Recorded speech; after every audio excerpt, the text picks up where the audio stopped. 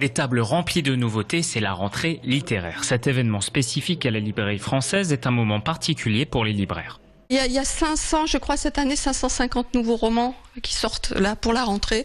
Donc en quantité de livres, je sais pas, je compte même plus, c'est en centaines de kilos tous les jours, quoi. Un afflux qui demande aux libraires de s'organiser à l'avance pour faire une sélection qui sera offerte ensuite à leurs clients. C'est toujours un grand moment de plaisir et d'impatience. En fait, on lit tout l'été les livres qu'on reçoit un peu à l'avance. On a cette chance-là. Il faut faire des choix d'abord drastiques, oui, pour pas tout prendre, et puis ensuite décider de ce qu'on met en avant, de ce qui va aller dans le rayon, de ce qu'on va pas prendre aussi, et puis de s'organiser pour que tout soit visible dans le plus grand plaisir possible, enfin que ce soit ordonné aussi, que ce soit pas un gros bazar, quoi. Du côté des lecteurs, l'avis est partagé. Certains attendent cet événement pour découvrir de nouveaux auteurs, d'autres profitent pour faire le plein de livres, alors qu'il y en a qui n'y font tout simplement pas attention. C'est plutôt sympa, c'est l'occasion de voir de trouver des livres nouveaux, parce que finalement ça au bout d'un moment dans l'année ça patine un peu, et puis c'est toujours bien, ouais, de trouver des fois on trouve des nouvelles signatures, tout ça c'est sympa.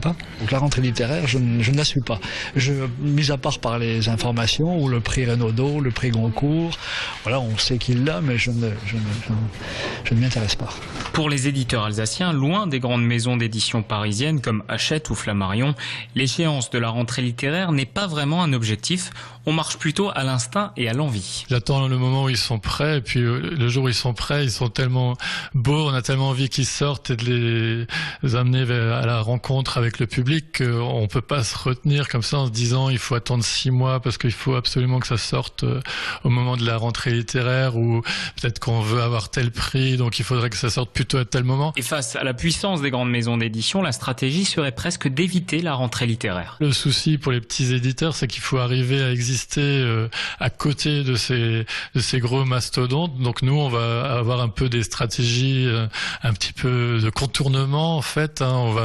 Peut-être qu'on va sortir un petit peu après la rentrée littéraire ou un petit peu avant. Ce qui est plus important pour l'éditeur, je crois, c'est vraiment d'entretenir les meilleures relations possibles avec les libraires, parce que sans les libraires, on ne peut rien faire. Donc si les libraires, au moment de la rentrée littéraire, nous disent nous, il y a la rentrée littéraire, donc on peut rien faire de plus, donc à ce moment-là, il vaut mieux temporiser et sortir le livre un peu plus tard. On l'aura compris, la rentrée littéraire ne concerne pas tout le monde, mais reste bel et bien un événement particulier en France.